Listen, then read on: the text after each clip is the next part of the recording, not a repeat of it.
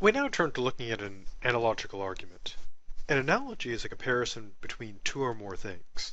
For example, if a person says, Congress is like a really old car. It costs a lot of money to keep it going, it makes a lot of noise, but it really doesn't get you anywhere fast, then she's making an analogy. Of course, this sort of comparison is not the same thing as making an argument. This is what's known, in fact, as a persuasive analogy. Now, an analogical argument is an argument in which one concludes that two things are alike in a certain respect because they are alike in other respects. As might be imagined, and as I've indicated, analogies are often used in ways other than in arguments. One common non-argument use of an analogy is to explain something. Not surprisingly, these sorts of analogies are often called explanatory comparisons or explanatory analogies. For example, a person might attempt to explain the working of the heart in terms of a pump, or the working of the eye in terms of a camera.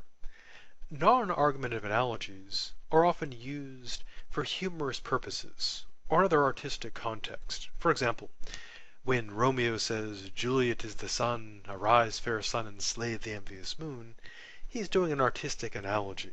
He's not saying that literally Juliet is a burning sphere of gas. He's basically saying that she's like the sun, and she's pretty and stuff.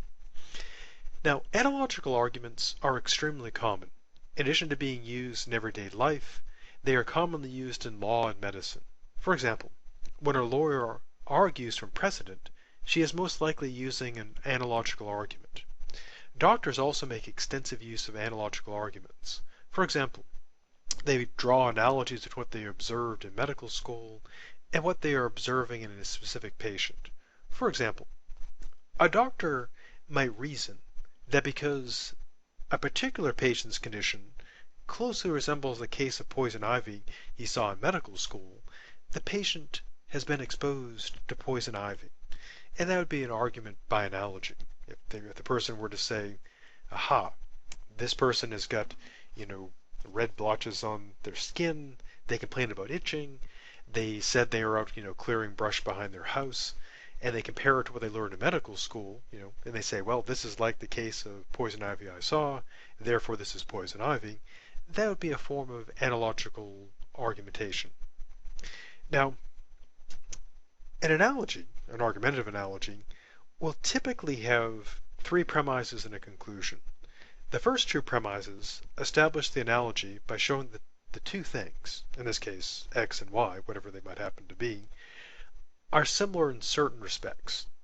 We'll call these properties p, q, and r.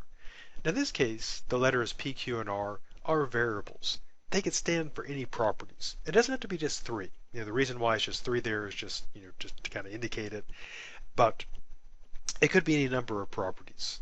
The third premise establishes that x has an additional quality, z. The conclusion asserts that y has this property or feature z as well. Although people tend to present analogical arguments in a fairly informal manner, they have the logical form presented here in the strict form. Premise 1, x has properties p, q, and r. Premise 2, y has properties p, q, and r. Premise 3, x has properties z as well. And the conclusion is y has properties z. Now, of course, you could present a slightly more economical version of this argument. You could, for example, just jam together premise 1 and 2 and just say x and y have properties p, q, and r. Premise 2, x has properties z. Conclusion, y has properties z. Now, as I mentioned, x and y are variables that stand for whatever is being compared, such as chimpanzees and humans, or apples and oranges, Congress and old cars, whatever you're comparing. P, Q, and R are also variables, but they stand for properties or features that x and y are known to possess, such as having a heart or being dangerous. Z is also a variable, and it stands for the property or feature that x is known to possess. The use of P, Q, and R, as I mentioned, is just for the sake of illustration. the things being compared might have many more properties in common, and hopefully not less, because if there were fewer properties in common, as we'll see, the argument wouldn't be very good. Now, what would be an example of this, say, in a more concrete illustration? Well, consider the following example. Premise 1. Rats are mammals and possess a nervous system that includes a developed brain. Premise 2. Humans are mammals. They possess a nervous system that includes a developed brain. Premise 3. When exposed to the neurotoxin being tested, 90% of the rats died. Conclusion. If exposed to the same neurotoxin, 90% of humans would die. So kind of a grim analogy, but an analogy nonetheless. Now, when you've got an analogy, a very good question, of course, is how do you know whether you've got a good analogy or not? Well, that takes us to look at the standards of assessment. Now, an analogical argument is an inductive argument, which means that it's not, assessed in terms of being valid or invalid.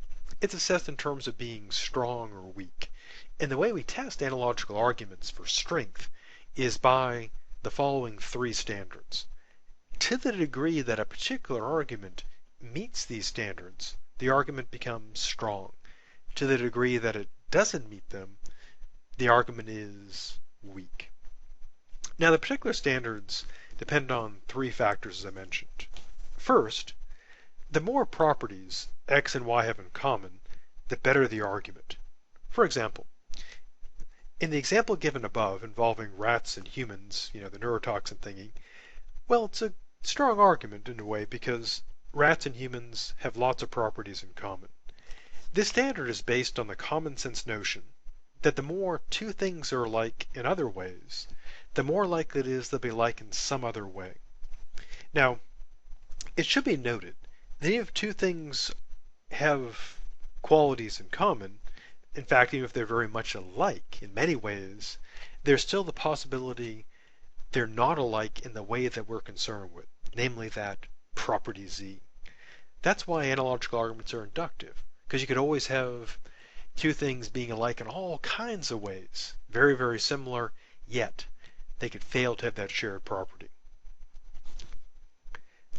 Second, there's the relevance of the shared properties to Z. Now, the greater the relevance, the stronger the argument. Now, what does relevance mean in this context? Well, a specific property, let's say P, is relevant to property Z means that the presence or absence of P affects the likelihood that Z will be present, either making it more likely or less likely to be present. Using the example involving the neurotoxin in the rats, the presence of a nervous system makes it more likely that something will be killed by a neurotoxin, obviously because neurotoxins, by their very definition, work on nervous systems.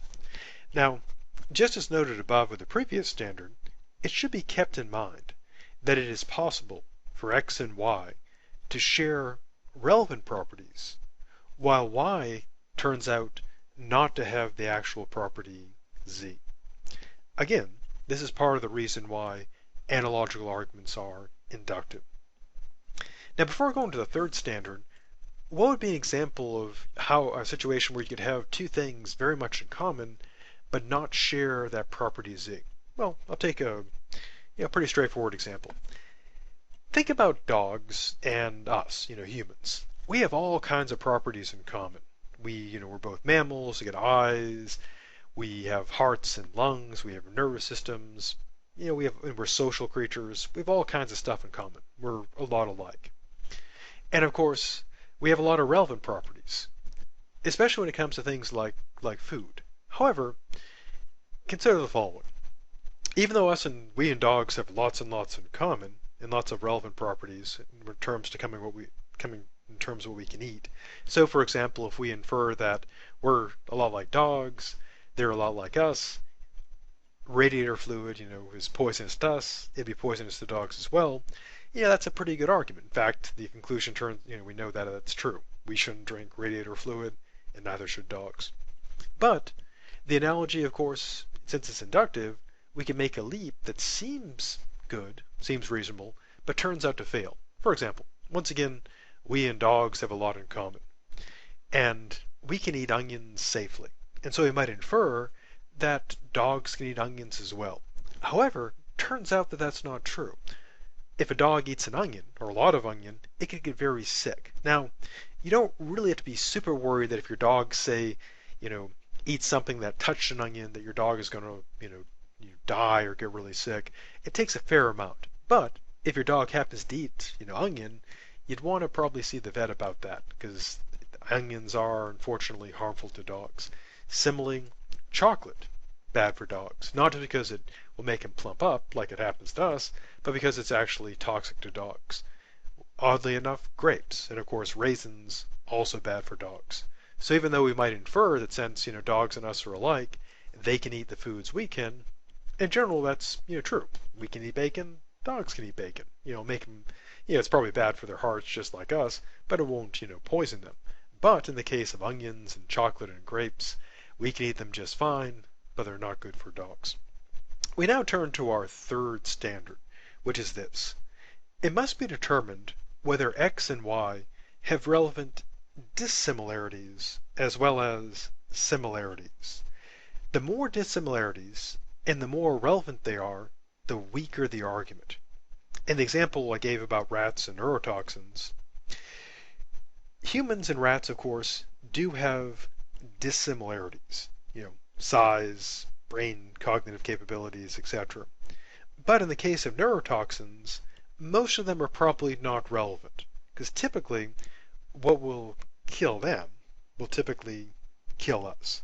But of course, it's worth considering relevant differences. I mean, to take an obvious example, we're much bigger than rats. So at the dosage the rats received, it may kill rats, but it may not be enough to harm us.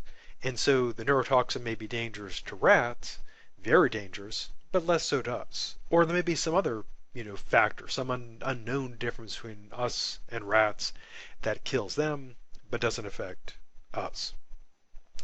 Now, of course, our main focus here is on not just like presenting arguments by analogy in general, but engaging in moral reasoning involving arguments from or by analogy.